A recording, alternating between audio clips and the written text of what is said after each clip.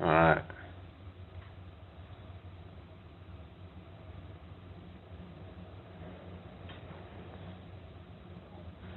Just look at, I don't know, it's just kind of like dead, so doesn't look like the algorithm's really pushing that one out, so sometimes I have to restart it and see if it pushes it out again. So I was just looking at this Mabda person, and it's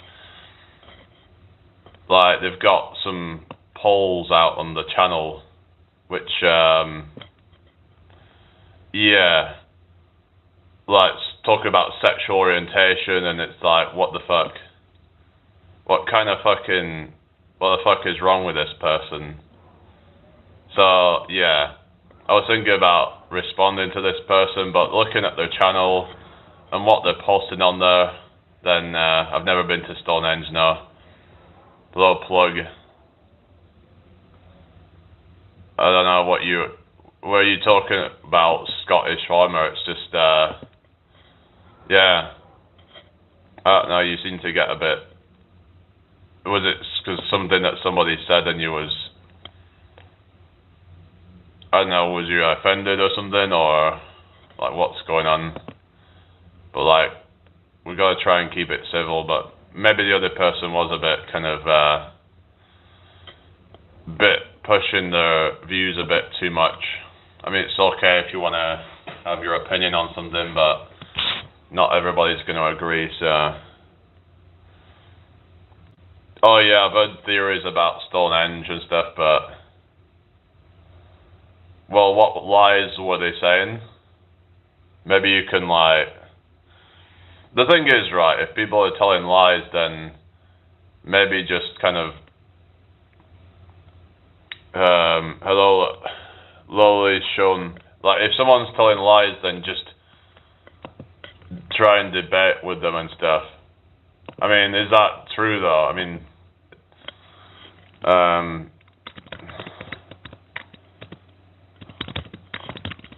let's have a look and see what it says on here about beef digestion or something.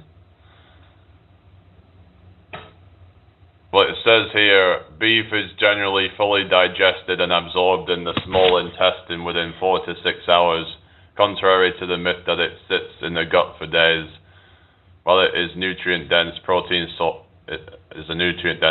source, its complex structure means it takes longer to break down than simple carbohydrates, but it isn't indigestible. So looks like you're right there about that then.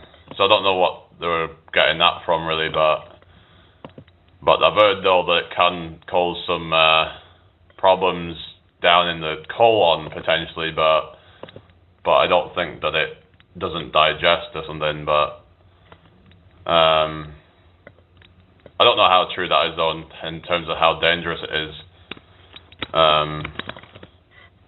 Does beef putrefy in the colon? Let's have a look and see what it says about that.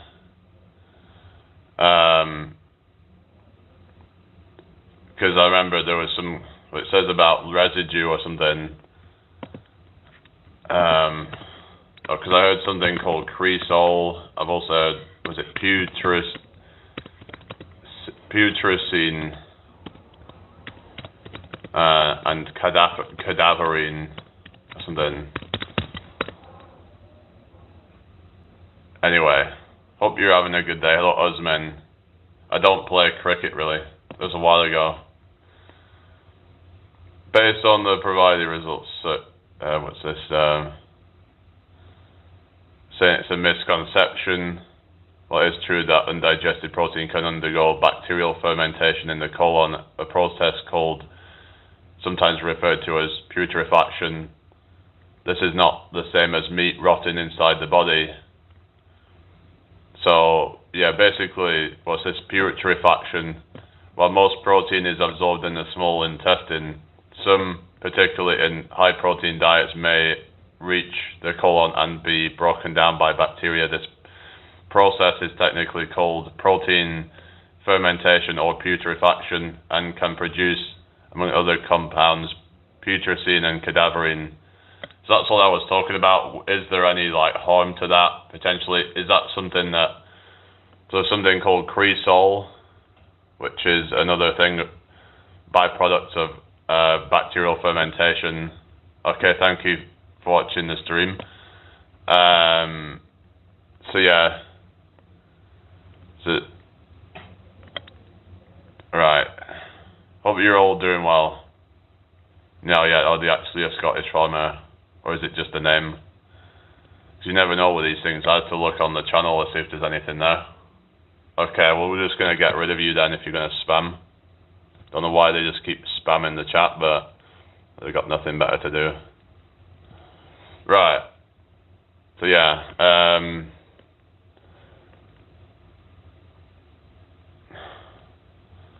But it says about toxic and high amounts. So I guess it's more to do with, as some bites say, the dose that makes the poison.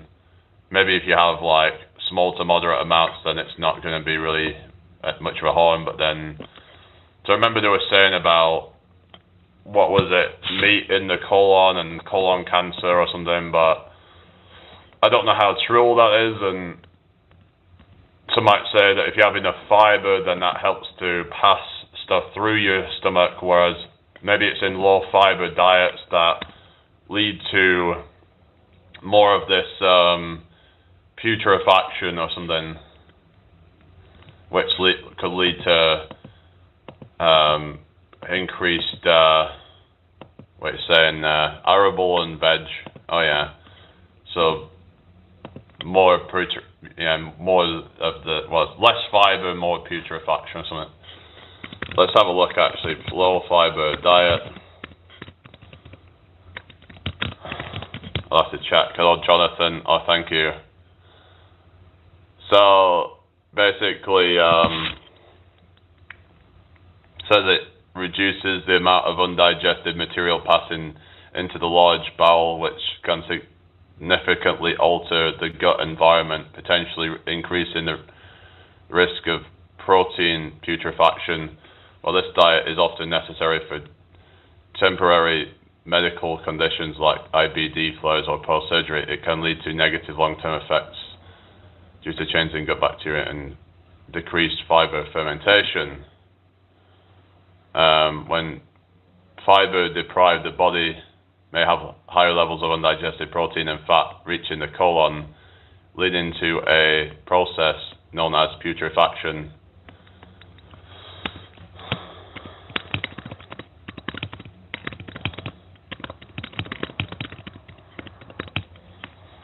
I remember there was this thing on malabsorption or something. Hello, Amelia. Yeah, I do.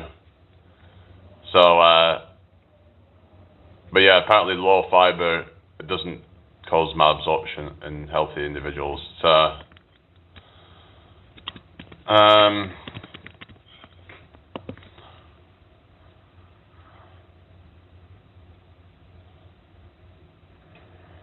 I'm okay. I'm just kind of neutral, and I don't see anything wrong with that.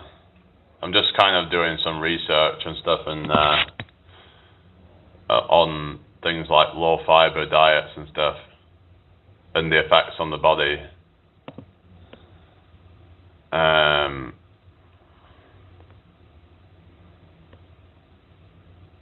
But it says actually that high fiber might act as a trap for fat or something, leading to higher fat excretion. So I'm wondering if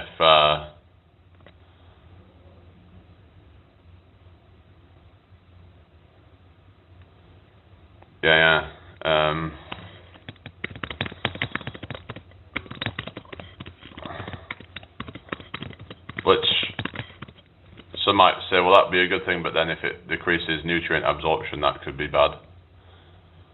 So, reducing absorption of dietary fat and decreasing visceral belly fat, soluble fiber in particular, acts like a gel in the digestive tract that binds with cholesterol and fats, preventing them from being absorbed into the bloodstream. Soluble fiber found in oats, beans, fruits binds with bile acids and dietary fat, aiding in their excretion rather than absorption. High fiber diets can decrease the total number of calories your body absorbs from food, with studies suggesting that increased fiber intake can lead to significant reductions in body fat over time. So not only is fiber lower in calories than macronutrients like carbs, fats, proteins, but it may actually decrease the amount of fat that is actually absorbed into the body. But you do need a certain amount of fat in your body, like, for example, fat-soluble vitamins, I believe, work better when you have a fatty meal, but this may actually help to prevent some of the excess fat from getting into your body, basically. And yeah, fiber is so worth it. I take it 3 hours after supplements, so it doesn't affect any important absorption. Yeah, it might be a good one if you're trying to bulk or something like that, and that you want to make sure you're not eating too much fiber for that, really.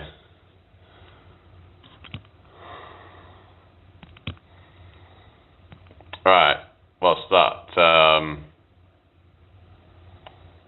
What is the Apple crew right now? What you mean? Oh, here we go with this nonsense person with like just putting some nonsense comments in the chat, as they usually do. Don't know why they do that, but anyway, so let's just it's a beautiful place. All right, yeah, Aberdeenshire, Aberdeen Angus. Right. I don't know. Kind of boring today, I don't know. Maybe it's because I've been kind of off the live streaming a little bit. People start to come to expect me on all the time. And then if I'm kind of slowed down a bit, then people might sort of not be tuning in as much or something. Oh yeah, it's been a bit windy today. Yeah, it was windy earlier. Yeah, it's blowing a gale.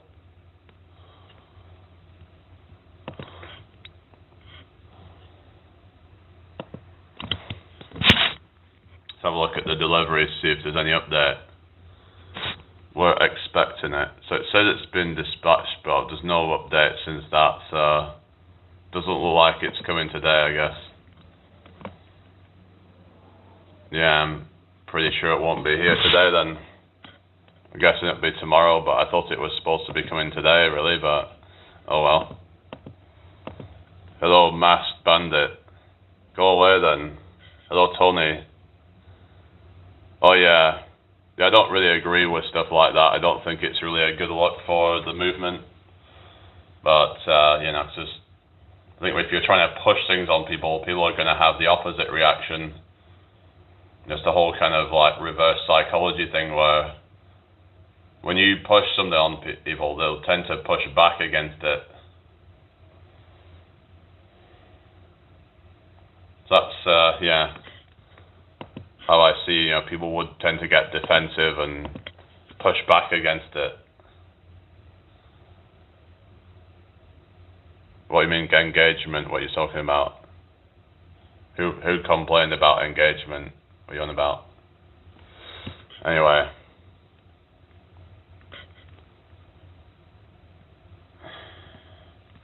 Hope you're all having a good day anyway. Let's get this shared out if you can. Who have we got in here? We've got 14 people watching apparently. Or did anyone say anything there? Yeah, this Tanaka person just keeps on just talking nonsense. I don't know, I think they're just deliberately trying to be nonsense, I guess. Yeah. Yeah. Alright, just get rid of that. Hello, Emily. Yeah, they seem like bots, but I don't know. Why would they do it, though? Alright, let's get rid of this. Alright, Mike Piccolo, how you doing? What you're saying? Can man govern himself successfully without blowing up the world? Well, that's the question, isn't it? I mean, I'd like to think that we can be self-governed, like instead of having some authority trying to dictate how people live their lives. But then you see how sometimes people, like society, can't be trusted. I don't know. Who are you talking about, Tony? Should worship the animal, or are you talking about vegan teacher? Worship animals and that God doesn't know anything and that he was wrong and that we should worship animals rather than God. Well, I mean, that's her opinion, but then it's like, that's going to obviously trigger the religious people. I don't know, it's just one of those things, it's just annoying. Like we're trying to get into, if I'm trying to get into some kind of serious chat or whatever, then it just gets annoying. But, yeah, anyway. Oh yeah, psyllium husk I've heard about. Yeah, psyllium husk fiber. I live in the UK, comedy, Lizzie. Where are you from? Nice to meet you. Hope all is well. Yeah, psyllium husk is very high in fiber. I think same with like flax seeds as well. They're meant to be really good for that. So if you're ever feeling constipated, that might be one thing to try. I'm not saying it'll necessarily work, but I remember my mum said that she was constipated once. I said, oh, why don't you have some of the flax seeds or something? And then 30 minutes later, she like went to the toilet or something. Yeah. The vegan teacher said that the cross is a way to find all the vegans and that it means tofu and not God. Okay. Yeah, I live in York. Yeah. Sounds like you ran into a grifter. Yeah, it's just, are these people actually really like genuine or what?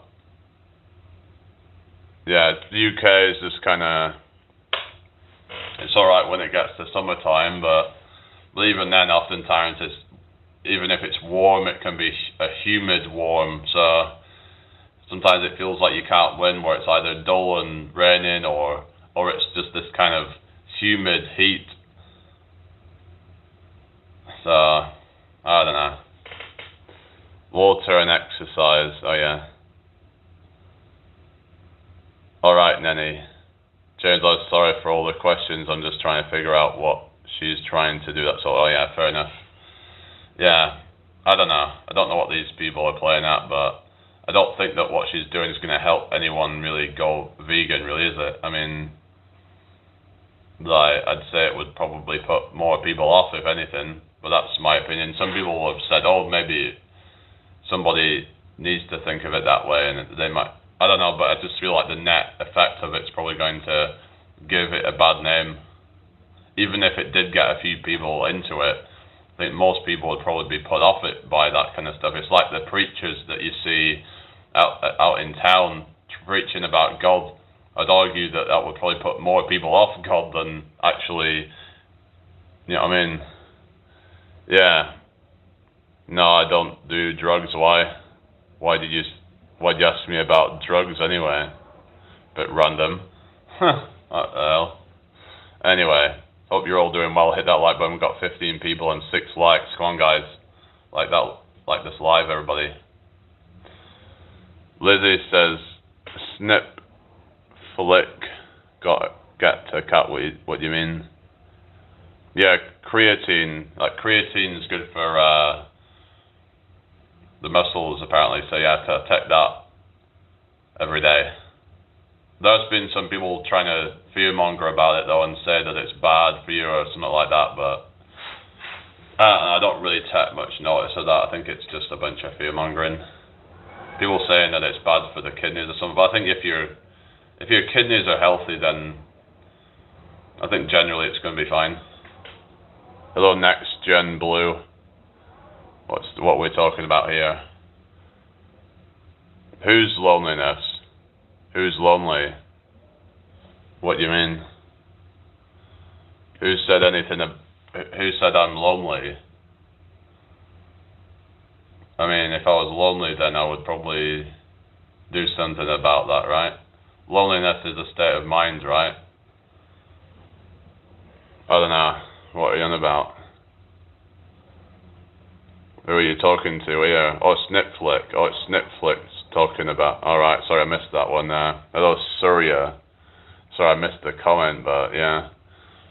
How to move on and how do I handle loneliness at worst phase of my life? Well, yeah, I would say loneliness is a state of mind and just kind of, I mean, I've started to think that we might actually be all one.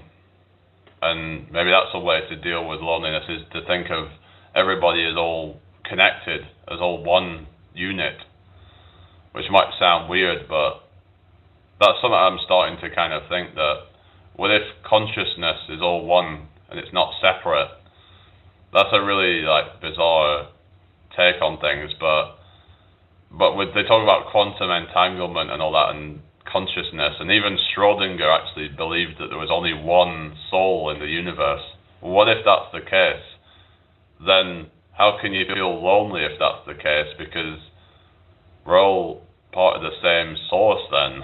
I mean, I don't know, it's a crazy thought, but yeah. Drink a lot of alcohol, and that's not really a good one, is it? Yeah. Helps. Yeah, I've heard about that, Sherry, but I've heard that you'd have to take quite a lot of creatine to get the brain benefits. Hello, Heracles, because the muscles are hungry for creatine, so then they get it. But once there's enough in the muscles, then that's where you get the spillover to the brain. But apparently, unless you take mega doses of it, you don't really get much of a brain effect from it. But some people will do mega doses in certain situations, like, for example, if they're having a lot of stress, maybe they've not slept a lot. I've heard that it might actually help with sleep deprivation and help people feel a bit more, with it or something. Like if, say, they've got jet lag or something, maybe it can help in those specific scenarios. What are you saying, Sherry Arrowwood? Faking for views. You're on about the vegan teacher again. They've seen her son and daughter, and also said that he would buy her children, and wrote on a check for $500,000, handed it to her, and when she said no and ripped up that check is crazy. I don't know. Jamie's the background music for this lit chat. Okay. Favorite book? I don't know. I don't really have a favorite book, to be honest. Yeah, when you start, you do the loading phase. But I'm talking about how apparently megadosing is meant to be good for the brain or something. As in,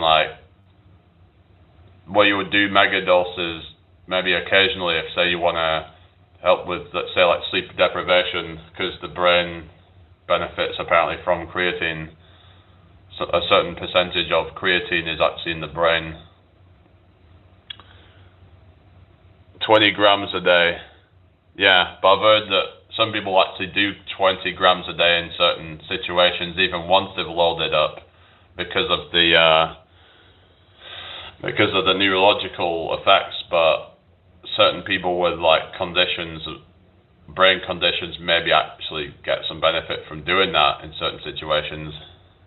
But I wouldn't necessarily recommend megadosing every day, because that's where it could cause problems. Yeah, you don't want to drink alcohol and do drugs if you can help it, really, but obviously some people will struggle with that. So anyway, thank you for the likes, everybody. Nice one, guys. I've got merch out already. It's on my page if you want to check it out, but hello, Squiggly. How are you doing?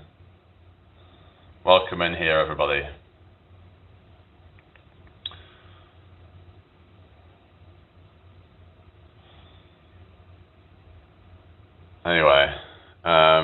welcome to the live.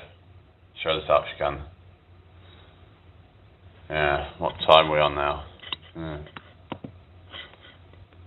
Anyway.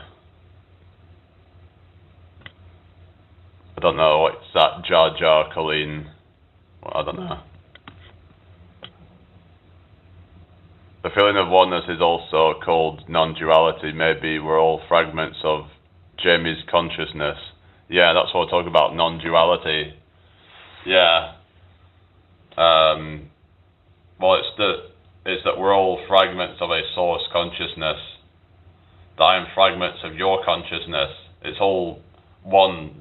That the idea there's no separation, because it kind of like is almost like a form of solipsism, you could say.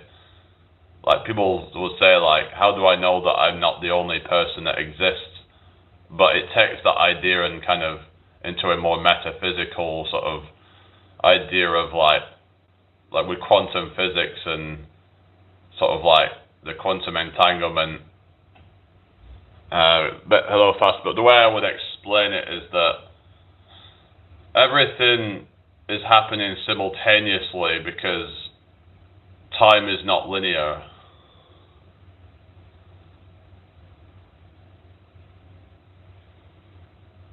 What is going on with all this stuff? Hello, Stargazer, how you doing? Hope you're well. So if that's the case, then that means that whenever you're hurting somebody, you're actually hurting yourself. So, yeah, like if say you bully somebody, what if you're actually bullying yourself? Because if we're all part of the same consciousness, then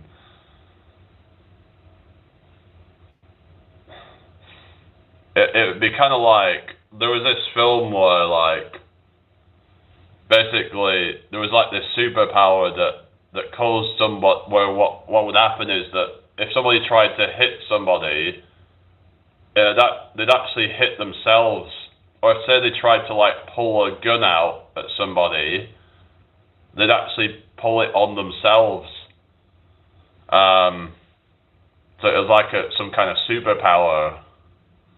So what I'm saying is, what if that's happening in reality, where when we're actually like doing that we're actually hurting ourselves because they are us, maybe in some other life. So yeah, I know it's a crazy idea, but sometimes, you know, truth is stranger than fiction, eh? This chat has created its own gravitational pull. And Ariel Fish says, "Would you? Oh, what the hell? Yeah, what Stargazer saying? I know I'm not the only one who exists because I had a baby." Well, that's good, but yeah, that's good to hear. But I mean, like, as in, do they have the same consciousness as you, is what I'm saying? Yeah, obviously that being exists, but that as a separate conscious entity is the question. It's one of those like fundamental things of reality with this, because Schrodinger apparently believed in that. So I'll just read out what basically Schrodinger believed.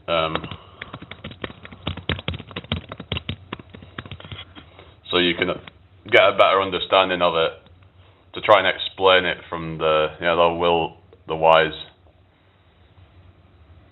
Okay.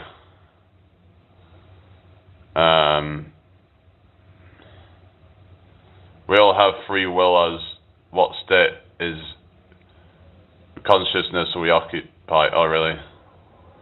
Let's have a look.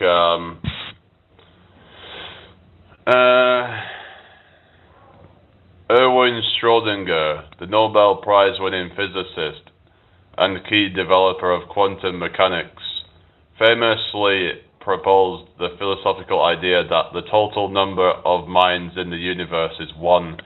He outlined this concept in his 1958 book Mind and Matter, arguing that what we perceive as individual separate consciousnesses are actually just a single universal consciousness, experiencing itself through different prisms, or in his metaphor, the colors created by a single light refracted through a crystal. Key detail. So let's see what it says. So,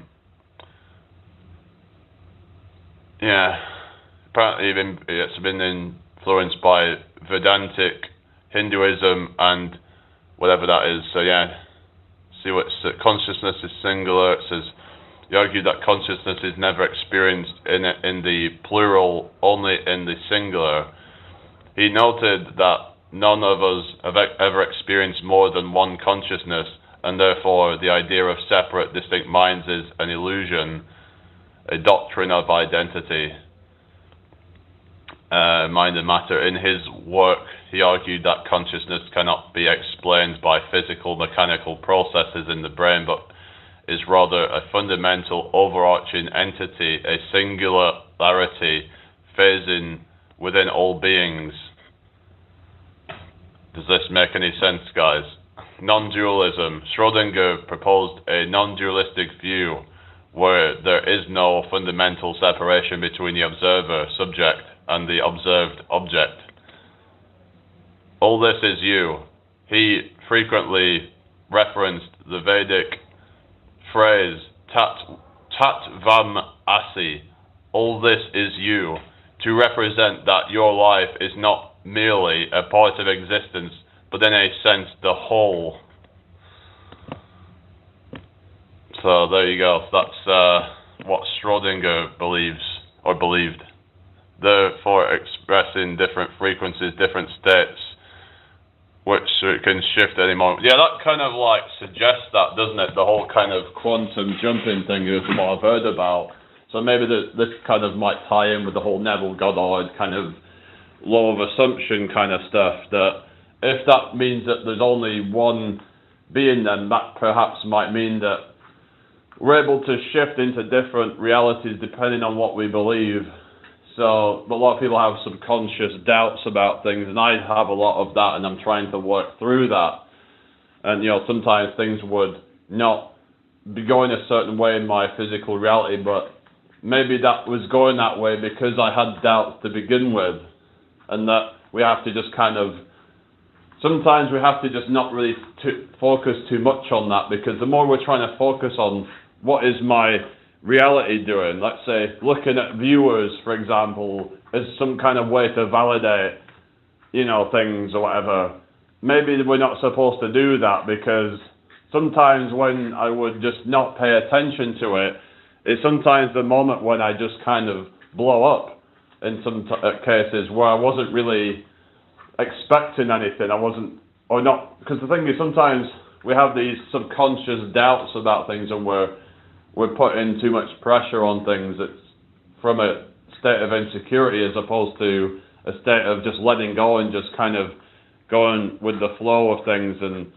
they talk about the art of like detachment, and like, for example, if you're talking to someone and really hoping that it's going to go somewhere, and you're having this there's this insecurity about it, there's this desperation, and that can actually lead to blocking that. So 100 thoughts versus me, so real, what you mean? If time travel existed in the future, why doesn't my future self just time travel to this time? You can observe but not stay there in the undesired state. Yeah, it's just some people have like all these, different thoughts of like, maybe it's some bitter thought or something about somebody, and all that's going to do is just kind of just keep on, reality will keep reaffirming that to you. If you have these negative thoughts about somebody, then you're going to experience more of that. It's going to breed more hostility. Like the whole thing of like attracts like. If you putting out hostility or your thoughts are hostile, you're gonna be hostile. You're gonna attract hostility. The vibration matches and all that, and that might be more law of attraction, but I actually was looking at this actually, and I don't know if you agree with this, but there might actually be something to combining law of attraction and law of assumption. I was thinking about this, that because maybe some people need to actually go through the law of attraction and kind of there's some of the steps of that in terms of trying to get the frequency on the right, to actually attract the life. But once they're actually on the right frequency, then they can just start to kind of assume that reality, if you will. I don't know. It might be it's just the law of assumption is a very kind of. It can be very far out for people to really kind of. I'm still skeptical of it, but law of attraction might sound a bit more, because it's more talking about things externally and talking about frequency matches and like attract like and all that kind of stuff. That's why we revise reimagine equals forgiveness. Yeah. So we have to try and sort of like be the person that, like if you want somebody to be a better person, then you also have to be that person that is also worthy of respect and whatever. You know what I mean? We have to sometimes look in the mirror, is what I'm saying. If we see toxicity in others, then maybe it's something that we have inside us. If somebody is being nasty to you, then think to yourself, is there some way that I'm bitter and nasty myself?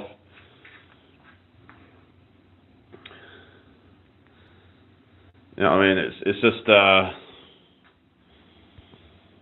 got to try and just like find that inner peace, Once you find that, then it's hard to really have bitterness to the world. If you can start to forgive and just try and focus on gratitude, and that can help. Hello, Nanina, how you doing? Yeah, it's all about seeing the best in people, really, because it can be hard. Like, you've got really bad people in the world, but the more that you try to see the worst in people, then that's just going to keep reaffirming that to you. Now, I'm not saying that you should just let people off the hook.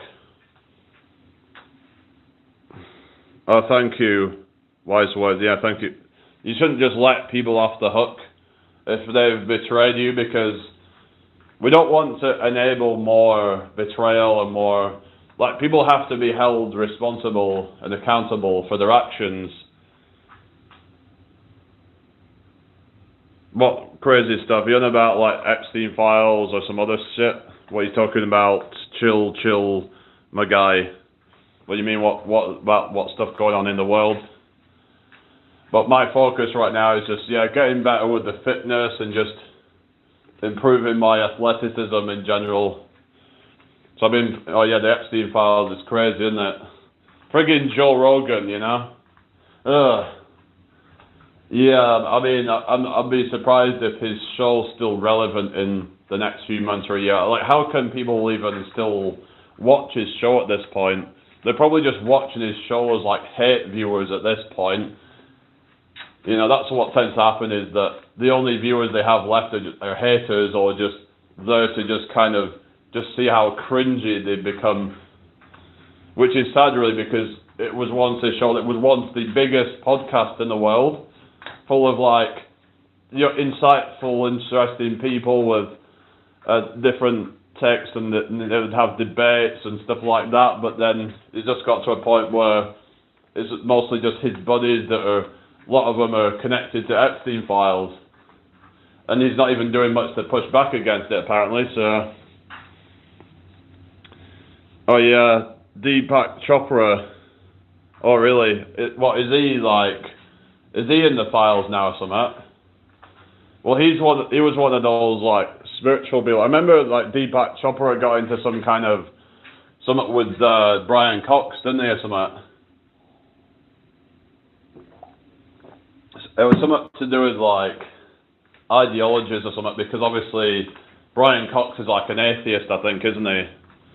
Whereas, I mean, as in like, whereas Deepak Chopra is like this kind of like spiritual kind of guy, which they're kind of like polar opposites in that way. They're, you know, he's like Brian Cox is very like materialistic and is not materialistic into materialism and seeing the universe work in a material way. Well, what was that Deepak Chopra? Are you on about the Epstein stuff? I'd have to see about that, but I just remember there was some kind of clash between him and Brian Cox or something.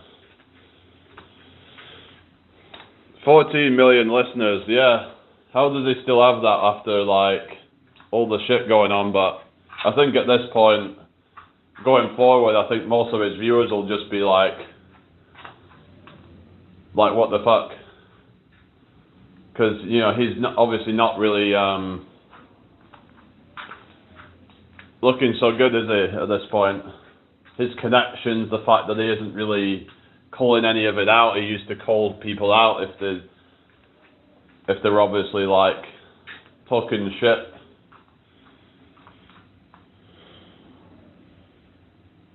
He said to J.E., God is a construct, but the fuck? Is that Deepak Chopra, did you say, or who are you talking about? Kind of lost here. I don't know if Joe Rogan is, but it's just that his buddies off his show, some of them, like, there was Peter Attia, there's Peter Thiel, there's obviously Elon Musk is apparently had about 100 odd pages in the files. Not good, a good look, is it? So what do you think of Deepak? Do you think he's a bit creepy or something? But isn't he kind of like a bit of like a mystic or something, and like a spiritual kind of person? But I don't know.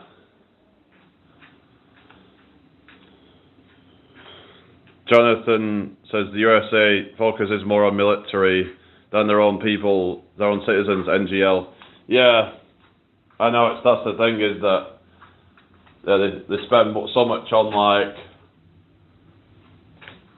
you know, the military operations, and like some of it could be actually used on their own people, you know. Oh, he's a creep, yeah.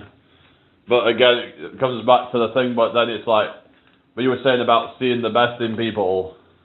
So are you going to try and see the best in Deepak Chopra then?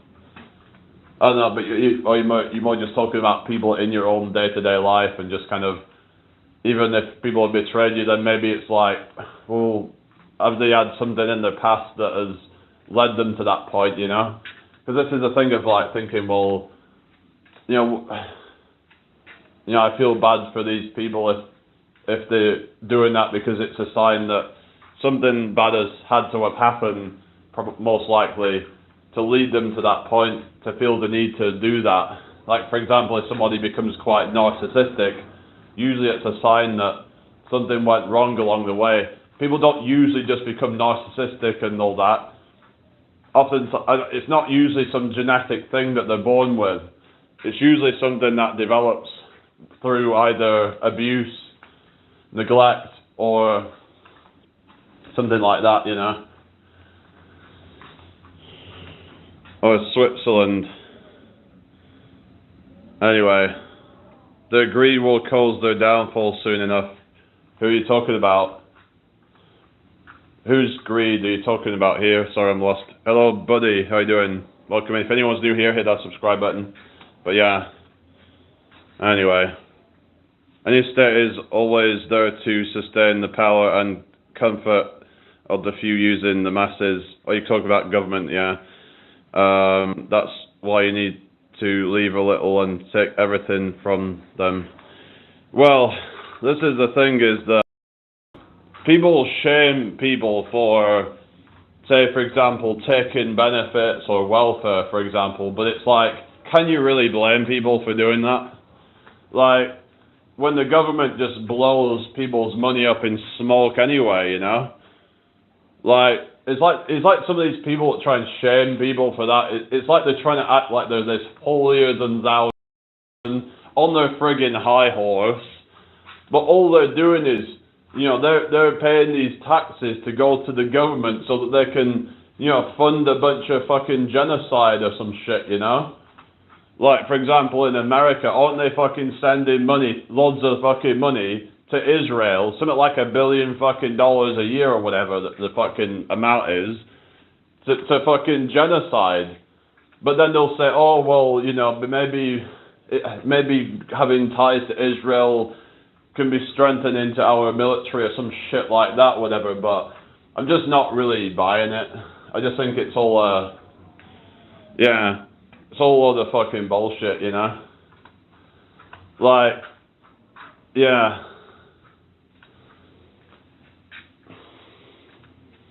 I reckon it's probably more like the government has some kind of like financial incentive to be in bed with them. American government's like in bed with Israel, so yeah. Whereas you could say at least ours isn't.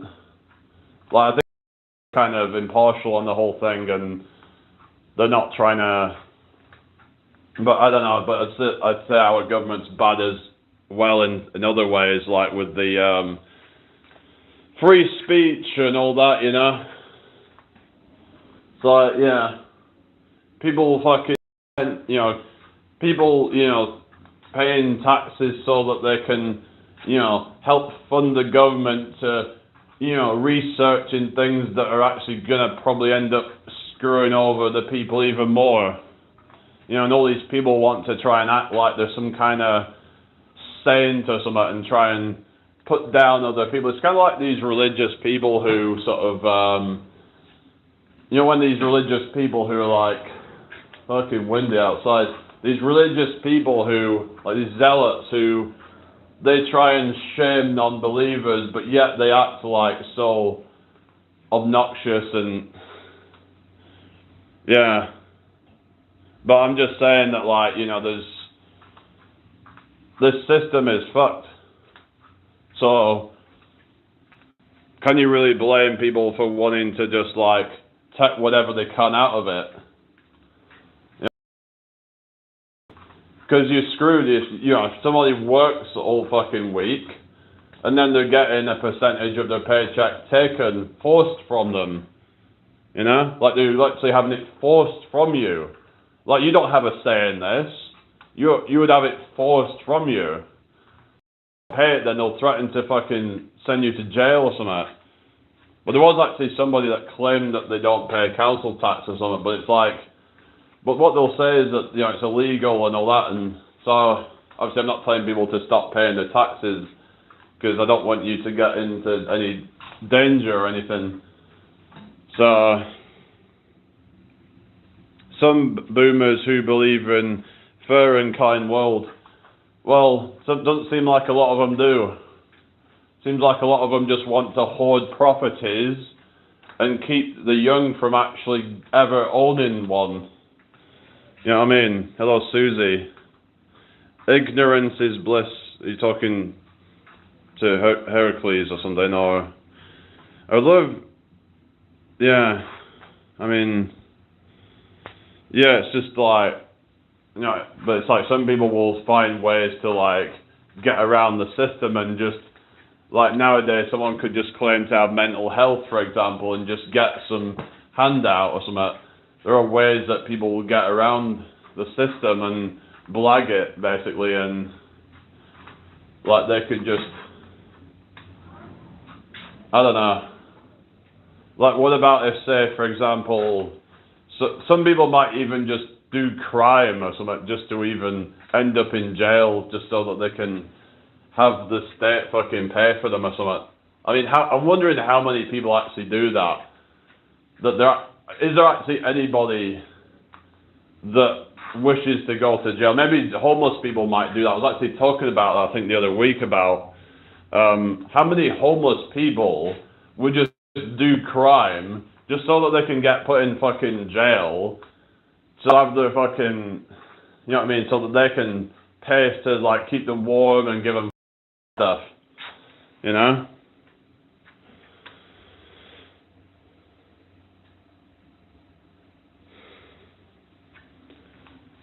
But yeah, I mean, some boomers are alright. It's just some can be quite out of touch with modern reality. Oh, homeless people who've done that just to get shelter. Yeah, it's really fucked, isn't it? It just shows that the system has failed, and like people try to sugarcoat things and say, oh, you know, things are not that bad, you know. It's like, well, you should think you're lucky and all that, but why do we still have so much problems with homelessness and food poverty and things like that? But maybe if we all just thought positively and stopped watching the news and actually tried to kind of work together, then we could figure something out. But well, yeah, that's the thing. People jumping in, you know, kind of like getting put in hotels. You know what I mean? Put in I don't know if it's a 5-star hotel, but even if it's a 2-3-star hotel, like does that? Yeah, it's like there's literally people on the streets, and they would rather prioritize that. Well, symptom of life. How you doing?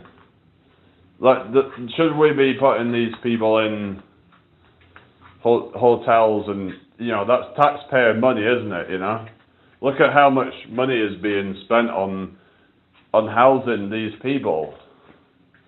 Like, people should find that a bit alarming, shouldn't they? Really.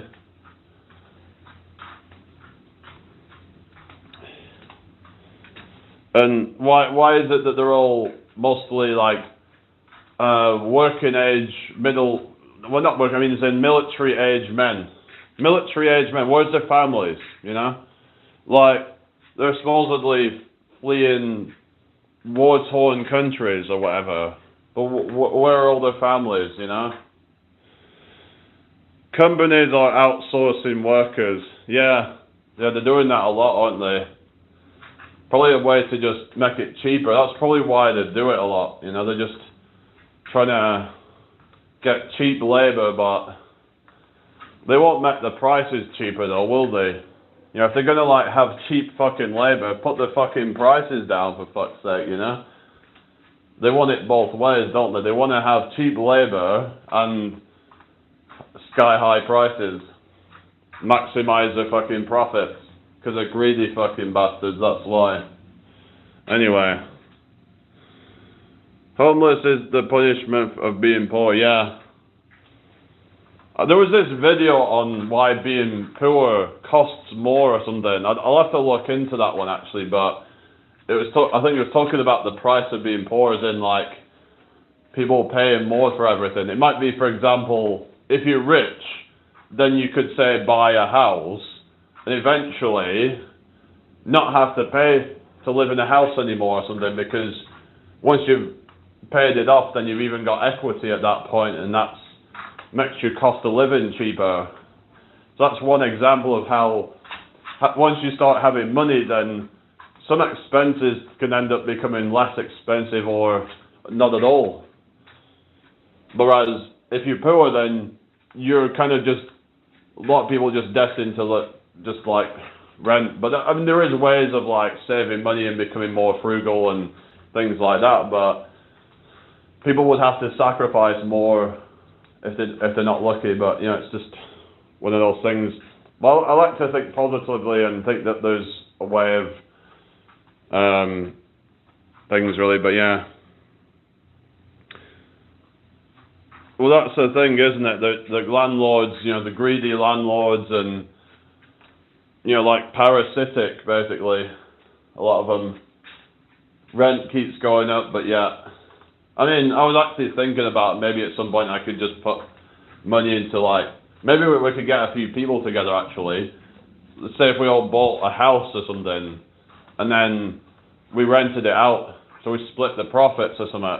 I don't know, I'm just wondering if anyone would be interested in doing something like that, but let's say, for example, we got a few people together, we bought a house for 100k, let's say, split it a few different ways, so then the actual individual cost isn't that much. Yeah, we split the profit, so it wouldn't be that much profit, but like it would be a lot easier to get started than to have to save up that money, because otherwise you'd have to buy a mortgage, which could take many years to pay off before you ever get profit. Because in some cases, mortgage rate, you actually pay more for the mortgage than you would for the rental income off it. Because then when you factor in insurance as well, because you might have to get insurance on it.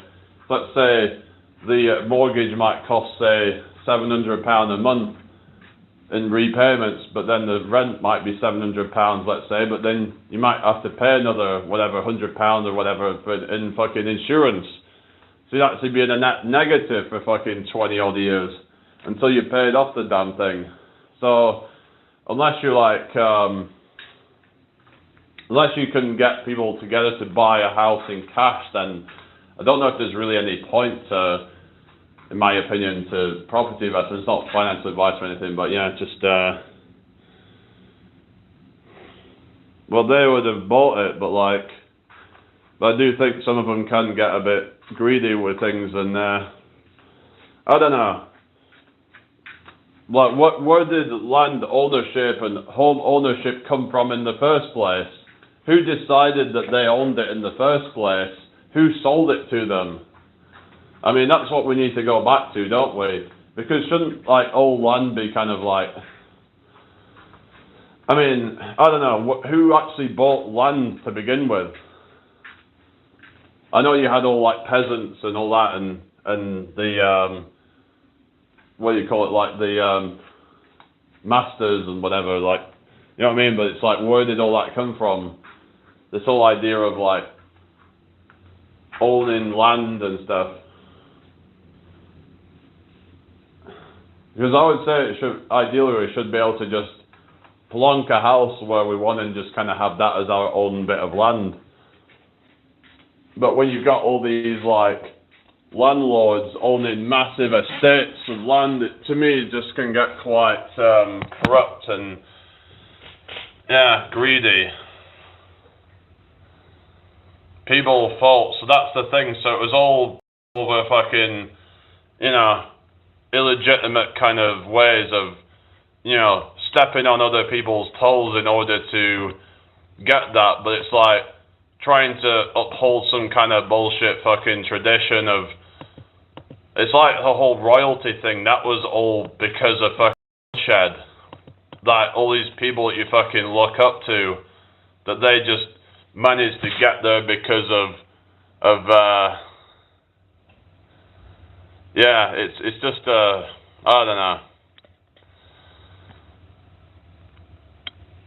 Yeah, I have one property that I turned into a rental. I added a bath and finished the basement. It cost 40k in reno, and the house cost 194k in 2018, but it does cash flow $800. Is that $800 a month, or what do you mean? Well, 194k is quite a bit of money, but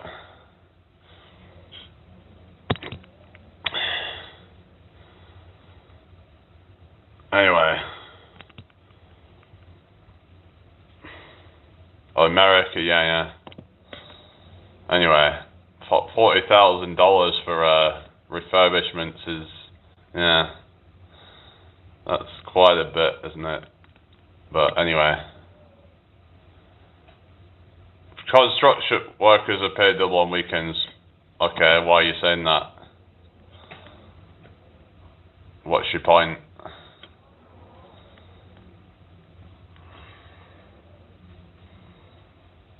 Who said anything about construction workers?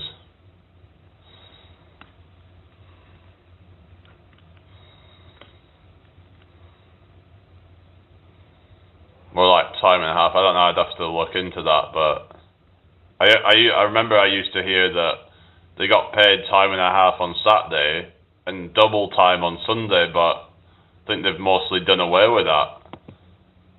I don't know, let's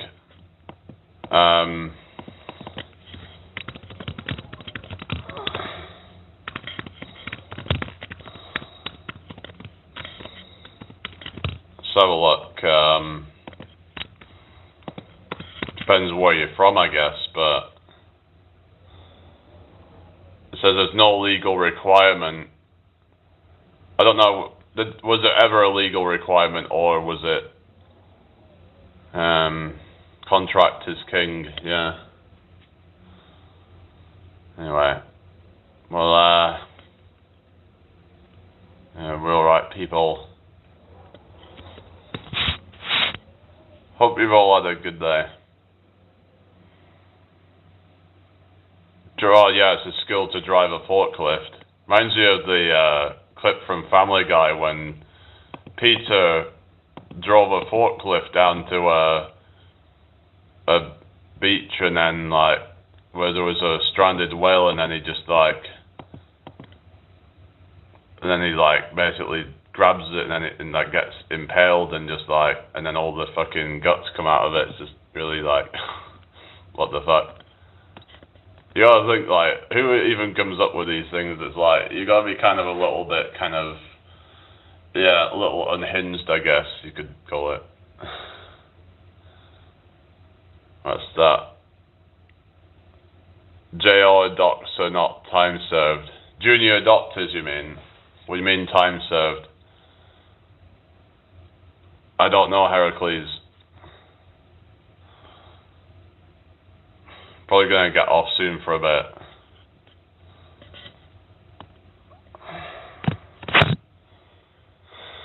Alright,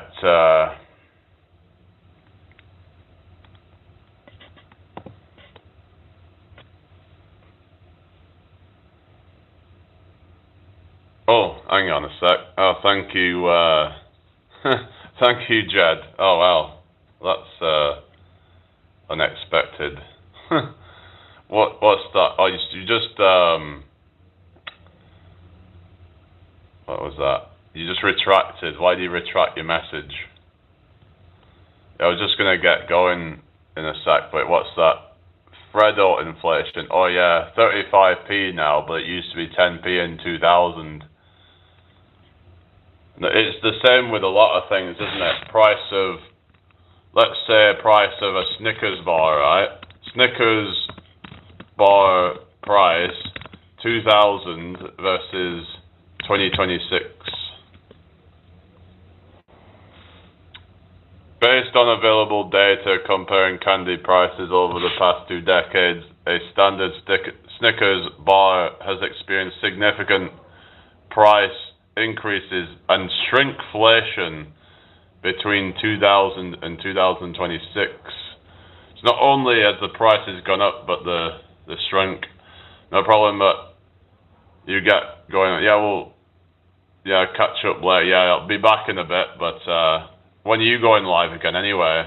I'll have to check into when you're live soon, but yeah, so it's saying here, overall costs for confectionery items have risen by over 300% between 2000 and 2026. Let's have a look at some other things as well. How much has bread increased in price since 2000? So let's have a look. So it's saying here from 70p to £1.60. Well, that's probably more in line with inflation. And I mean not inflation. I mean with wage inflation. So it's saying 70p 2000 versus £1.68 in 2025. I guess that depends on where you get it from and what brand you're using, but let's have a look at some other things. But break down how much the ingredients are. Oh yeah. UK fat tax, is that what it is? Fat tax. I remember there was a sugar tax or something. So let's have a look and see what else we've got.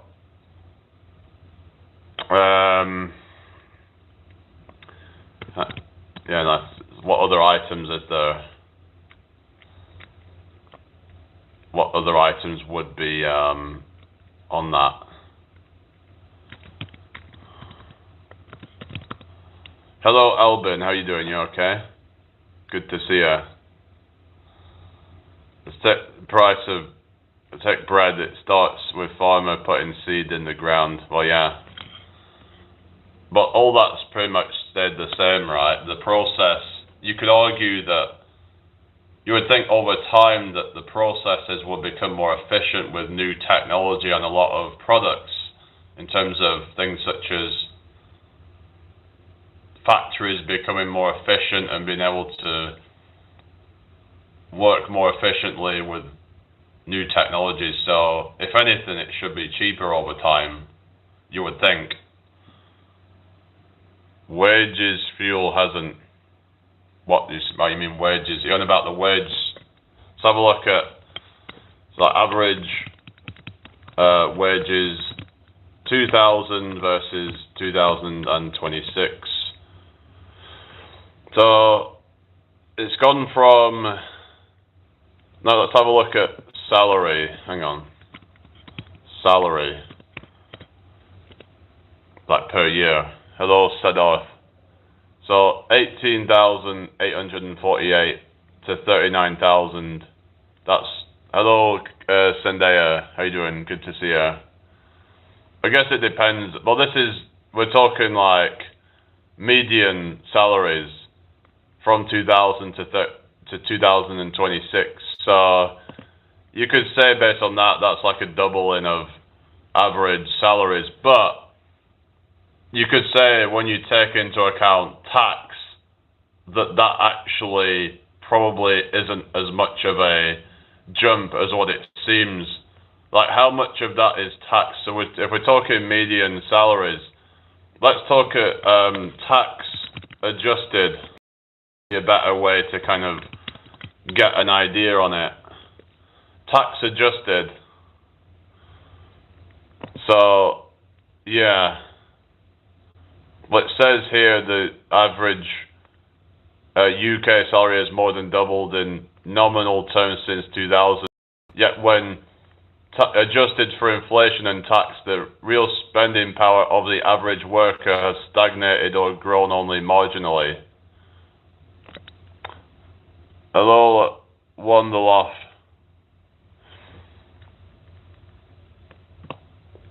So yeah, basically, some people are saying that buying power has gone down. So is that true or not? Well, some items it doesn't see. I guess it depends on what items you're buying more of. Hello, Louisville. Like if you buy a lot of confectionery items like chocolate bars and things, then you might experience a very rapid increase in prices. Whereas on some products, like you might say, well, what about things like a computer? Because I remember back in early 2000s, it might cost you like a few £100 for a new computer, whereas nowadays the prices haven't really changed that much, and they're a lot better quality. So not only are they actually like a relatively decreased price due to inflation, but also better quality. So in some things we have it better now.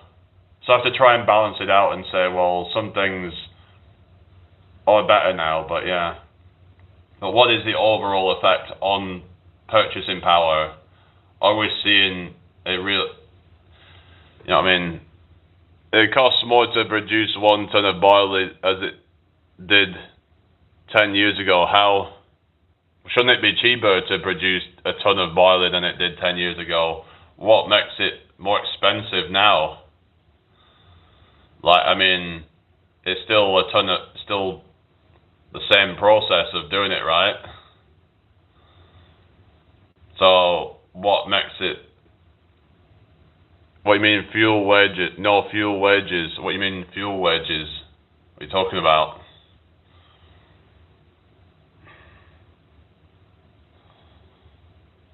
Storage.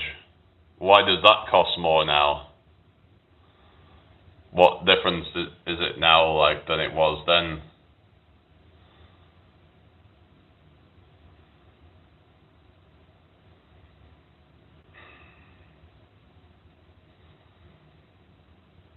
Fuel prices are up. I mean, they have been coming back down though, haven't they? I mean, I've noticed that I'll see the fuel prices and it's like, it was really high at one point and then it went down. Wages are up. Whose wages? But I'm talking about the overall purchasing power. Yeah. Overall purchasing power 2000 versus 2026. So that's what I'm looking at. Hello, Sijwala. Hey man, can you say I am Optimus Prime and send this message to any surviving Autobots taking refuge? The hell. So this is what it's saying, that based on data, let's have a look at UK actually. Let's look at UK. 2026.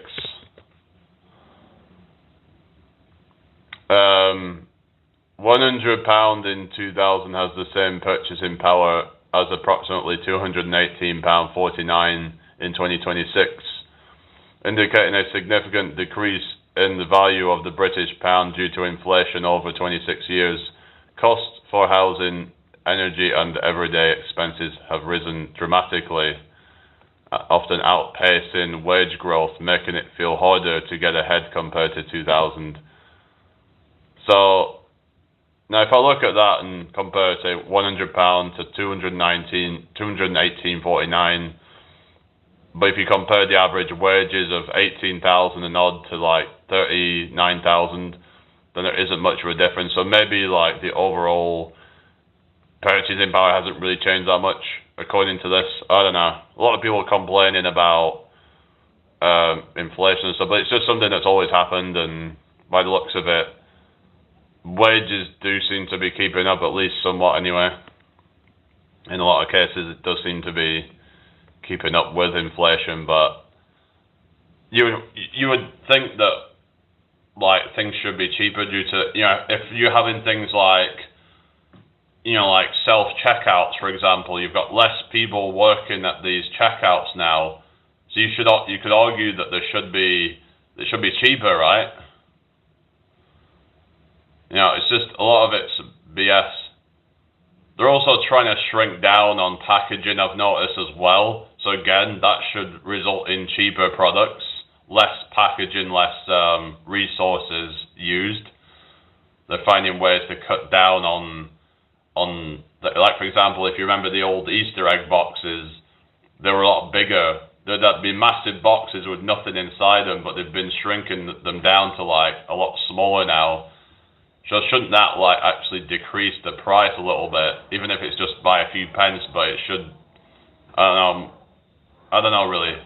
Maybe it doesn't really make that much of a difference. Just a bit of cardboard, but I don't know. Self-checkouts didn't get put in for free, yeah, but it's like, but in the long run, they should be making things cheaper, right? What was the point in putting them in if we weren't because they're trying to like basically make things more, like automated and shit like that, and get rid of workers, having the fucking customers do it all themselves, but still be having to pay the same amount for all their products and stuff. Like, I don't know. It's one of those things, and it's like, well, yeah. No, but I was talking about this. I mean, it's only legal for very specific purposes, apparently, but not for recreational use anyway. Definitely not for recreational use. It's like the same if we all suddenly didn't need sleep at all. You think we would be resting and enjoy life more, but we would just change our work time to 12-hour minimum. Do you think so? Well, not everyone wants to be working that long, do we?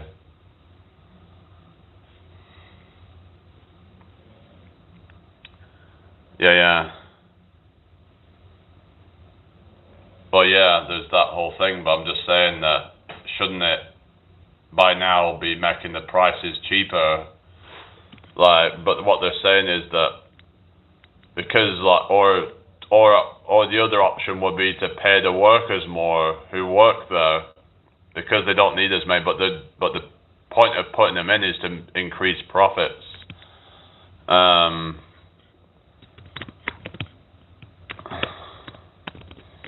Yeah.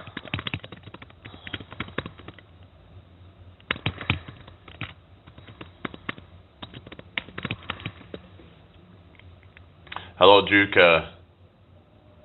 Okay, well, let's hear your insights then. Basically,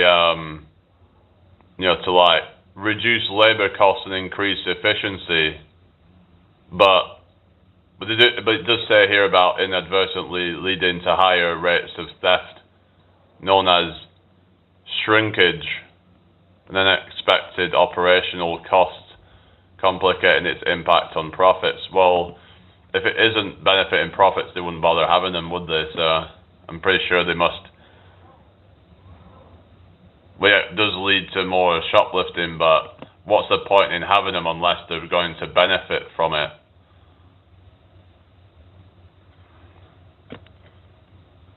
I mean, you could say about the convenience of it and stuff, but basically, performing unpaid labor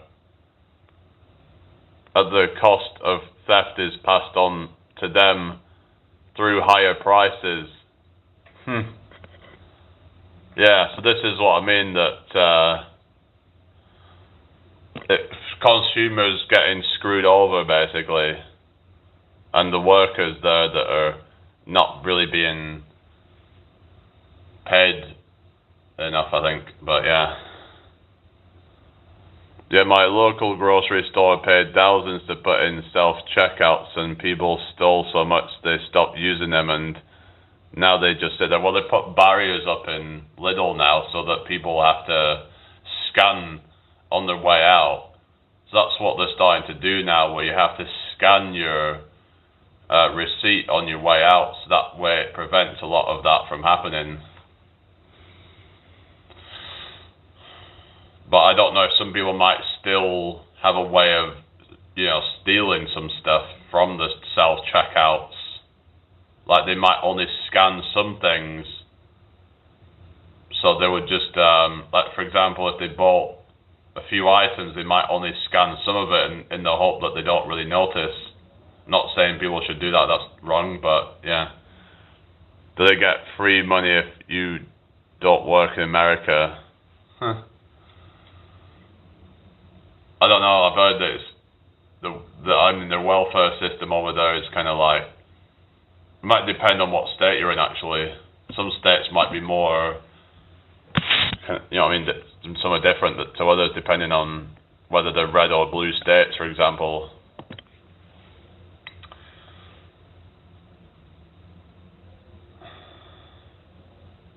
But what I'm saying is about like how the basically having the customers doing unpaid labor of scanning their own items, they're the ones doing all the labor instead of the employees doing it.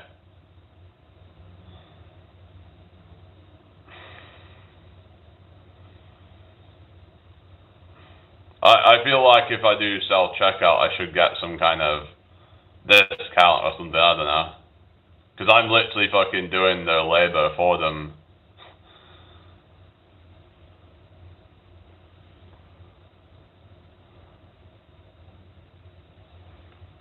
Maybe they should have that as a system where, you get some kind of discount to use, but then everyone would fucking use it, wouldn't they, if that was the case? Like, if you're doing their labor for them, then, you know what I mean? It's kind of like the idea of, if you take out your own rubbish to the landfill, whatever, or to the site wherever they go and process it, that you should get less. I'm sure someone said that you could end up getting less council taxes. I don't know. I don't know how true that is, but I remember hearing this thing about, apparently they're going to bring this thing in where you can a thing called reverse vending machines, where you can get money back for like sending in recycling, like plastic bottles, glass bottles, and like tins and cans and things like that. Not comfortably, in my opinion. Now, if you pop out a bunch of kids, then yes. Unfortunately, tons of people do it too. What you're talking about, what you're saying, that'll explain more shoplifting, maybe what we're saying. Yeah. Well, you can have more shoplifting, I guess, in more impoverished areas, right? So if you want to tackle shoplifting, maybe people should get paid more or something. I don't know. So I was talking about poverty leading to a lot of crime. But if you want to solve a lot of the crime, then sort out the poverty. Like, makes sense, right? If you have a lot of these deprived areas, they tend to have a lot of crime. Now, yeah, some of them you do it on drugs and all sorts of bullshit, but there's a lot of people who just do crime because they're just desperate for money. $15 to $30 pay a month for unemployed in Russia. Each month it decreases. Oh, really? $15 to $30 a month? You mean like a week? I mean, come on. So $15 to $30 a month, who the fuck's going to live off that?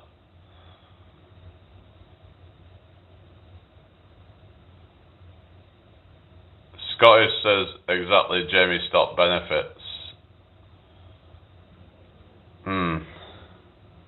Oh, thank you, Ezra. When did I was just saying like that, well, then maybe you stop taxing fucking poor people then.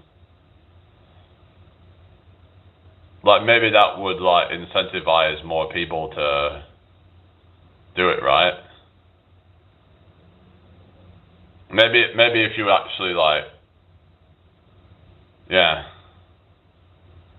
I think like I was saying, like, with, say if someone's earning whatever amount of money, £30,000 a year or whatever, let's say, but then they only end up with like 24,000 or whatever, and most of that's going to go on like all their expenses for life. Yeah. I mean, they do get, once you're earning over a certain amount of money, then you start getting taxed. Like, even people earning less than, I think it's not that much until you start, but you've got council tax, you've got income tax, you've got national insurance. Let's say someone earns 30k a year. Let's just look at this, okay? How much is after tax? So let's have a look.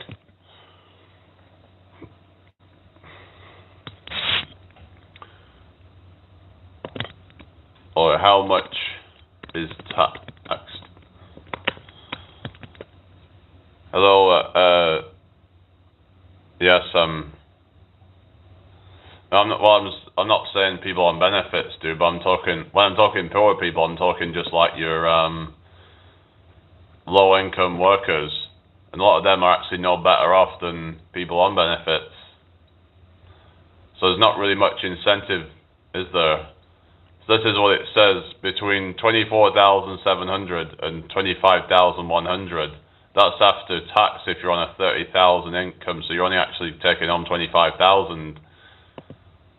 So you get basically up to 12,570 before tax. But then basically So 17,430 of that is taxed at 20%. And then you've also got national insurance, and then you've got, but they haven't mentioned anything about, I don't think they've mentioned council tax, but yeah, obviously it depends which band you're in, but well, that's fair enough if you're poor by choice, but I'm just saying that, I'm just wondering if, like, say we had better wages for the poor, or just decrease, or just completely wipe the taxes for people earning up to like 50,000, let's say, or 40,000 maybe. Well,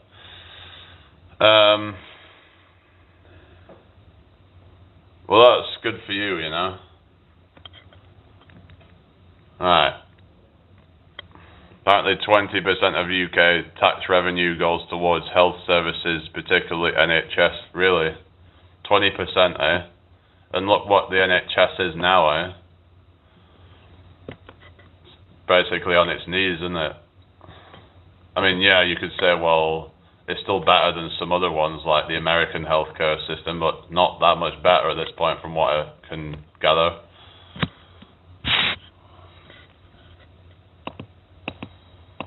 I've heard something like nearly a quarter of it goes on welfare, so you could say, well, if we could just kind of reduce the amount of welfare, then it would lead to less tax revenue having to be deducted from people.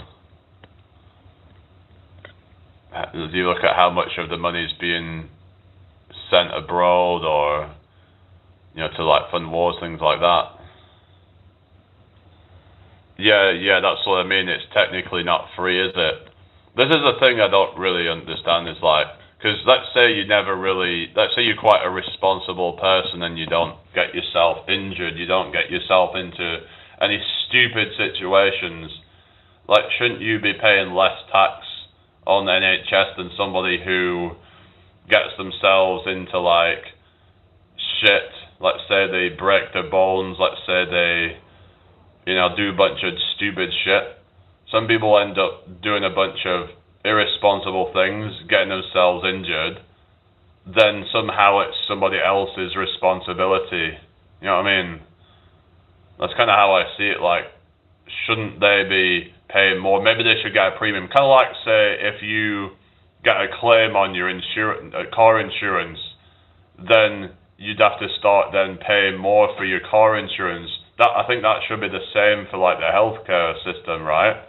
That if you do well and you don't fuck up, and unless it's some like accident or whatever and it wasn't intentional, but irresponsible behavior, in my opinion, you should have to like then have some kind of increase on your sort of national insurance to cover that. And those who don't use the NHS that much unless they need to, but for emergencies, then maybe they should be paying less. So yeah, hello Heaven, how you doing? How you doing, Mina? Hi Cloud9. Welcome in here, I hope you're well.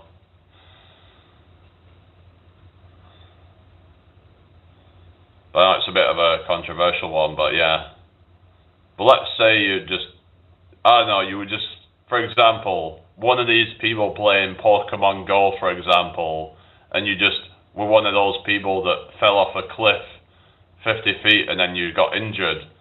Now, let's say if something like that happened here, oh, well, it's up to everyone else to bail you out, basically. It's like we're in this kind of nanny state kind of thing where people get bailed out.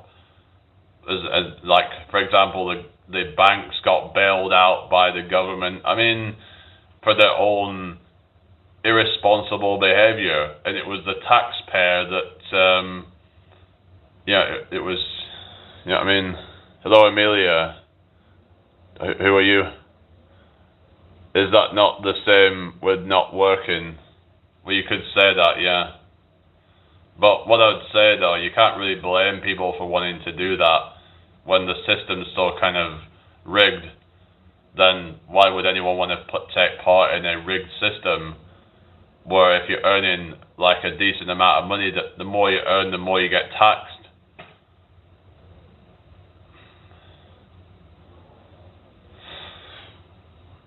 So yeah, shit needs to get sorted out, and I don't think some fucking BS reform government is gonna do anything about it, or at least not in any kind of good way anyway.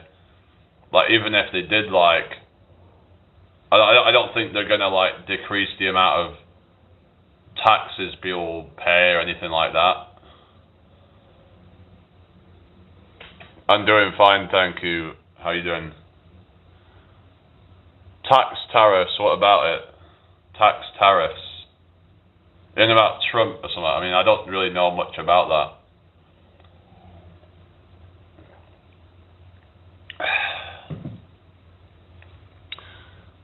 But yeah, anyway. But the way I see it is that, you know, I think people should be able to have the choice to just live on their own bit of land. Just to have like a little kind of piece of land with just like a tiny house or something. You're right, but the taxes could go elsewhere, schools, hospitals, etc. Well, but I think people should have a say in that, really. I don't think people should be like, have to do that. Like, maybe then it should be voluntary or something, I don't know. Maybe, let's say, we decrease the amount of taxes, and maybe then we could say, well, if you're somebody who earns less than a certain amount, then taxes are not compulsory, and they're just something that you, if you want to help support the, whatever, like the schools and stuff, then it's a voluntary contribution, because you know, you might be somebody that, what if, say, you're somebody that homeschools your children, for example, why should you have to then pay into that? I don't know. That's kind of how I see things, really. Anyway, I hope you're all doing well. We've got 17 in the building now. Hello, everybody. Thank you for the likes. What you meant about freeloading? Who's freeloading? Well, I think it comes down to like, I think the rich should be like paying for it. If they're gonna earn all this fucking money, then they should be fucking paying for it, you know?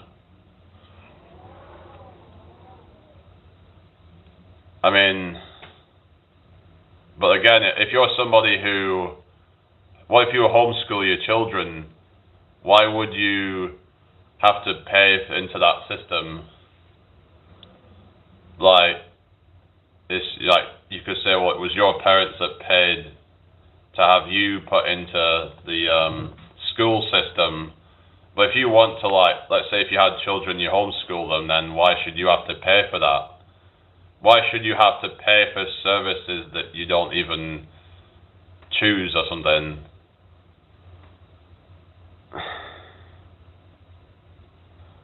Why should someone be punished because they work hard? Well, I could say the same thing about people who work hard and don't get fucking hardly anything. And then they're already getting taxed.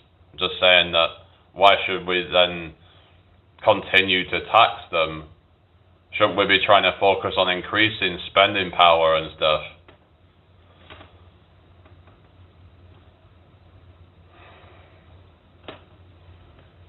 I mean, I don't know, like,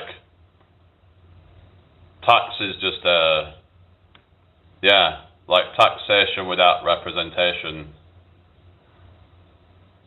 Scotland is different to England, yeah. Yeah, no. They have their own thing over there. They have their own elections and stuff.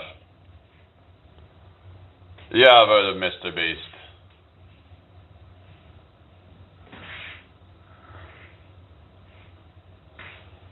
Because every child has to go into the minimum education, not a right, but the demand. Well, by who? Like, what if someone says, actually, no, I want to homeschool them or something, I don't know. Because not everyone even agrees with the school curriculum. Why should they have to, like, pay for something they don't even fucking agree with? Then it becomes, like, extortion then. I don't know what you mean, Scottish Farmer, but... Anyway. But you're saying, oh, why should someone be punished for hard work? But when someone's earning millions upon millions, then I think that's a point where it becomes more greed. Now, yeah, we need to incentivize entrepreneurship and all that, but either pay your fucking workers a fair wage, or they should get taxed more to then redistribute. Either way, I don't think a lot of them deserve to earn what they do. Like, why should a fucking footballer, like, literally you got fucking footballers earning more than a fucking whole village of people. Now, I know people might say, oh, but their career's short-lived, blah, blah, blah, blah, blah. Oh, because they're talented, whatever, I don't give a fuck. They're all just getting paid to do the same shit, just kick a fucking ball around. I don't give a fuck. Oh, because they're a little bit better than somebody else at playing football. I don't give a fuck. Why should they be paid all that and not be taxed a high amount then? You know what I mean? It's like, it's just some fucking bread and circus bullshit to me.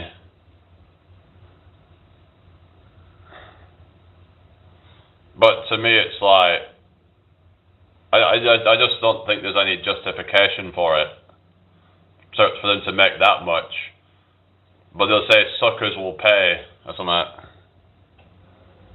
But I get that, but it just gets to a point of greed, in my opinion, where it starts to get to a point where it's like that money could have been used elsewhere. Like, why are people buying fucking hundreds of pounds of season tickets and bullshit? I don't understand it. Maybe people should stop supporting people who already have way too much as it is. Or just because they have a natural talent for football. I don't give a fuck.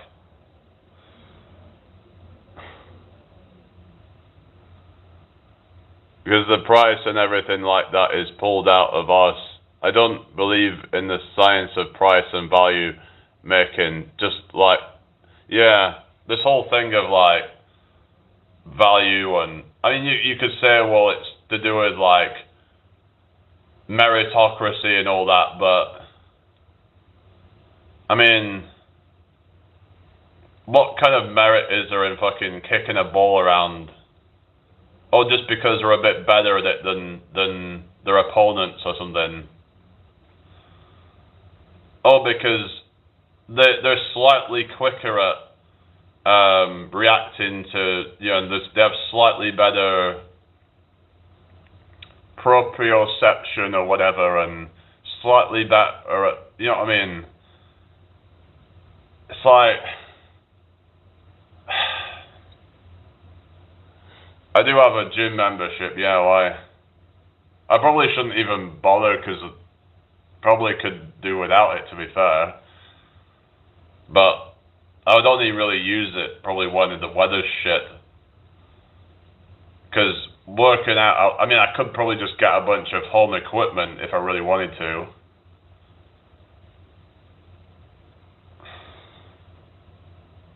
Yeah, no, I could do, really, to be fair. It's just procrastination, really. To be fair, a lot of it's procrastination. Hello, Nikita.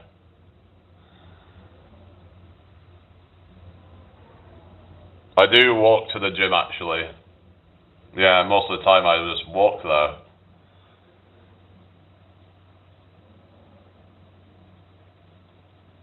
Yeah.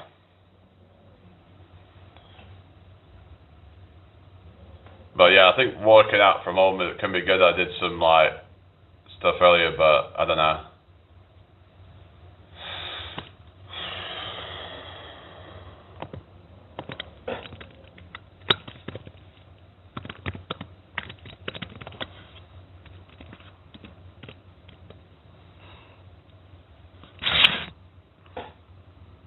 Just checking to see if this Scottish farmer person's a legit channel or something. I don't know. Just seems like we're always like kind of most of the time just kind of arguing, not arguing, but like. Well, you did agree with me on a couple of points, but yeah, it just kind of feels like you're coming here to antagonize. I don't know, but maybe you just kind of just disagree on ideology or something.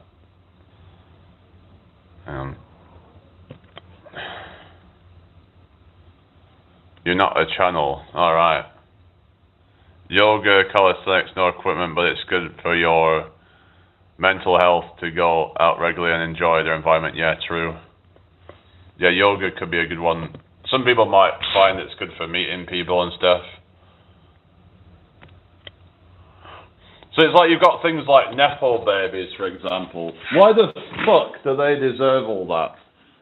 I mean, you could say they're the biggest fucking scroungers of fucking, you know what I mean? Like, they're just leveraging their fucking families' wealth and fame and all that. And yet they've done fuck all to get that. Shouldn't we, be looking at that and be like, why should we give a fuck about somebody just because they're, because they're from a certain family or something?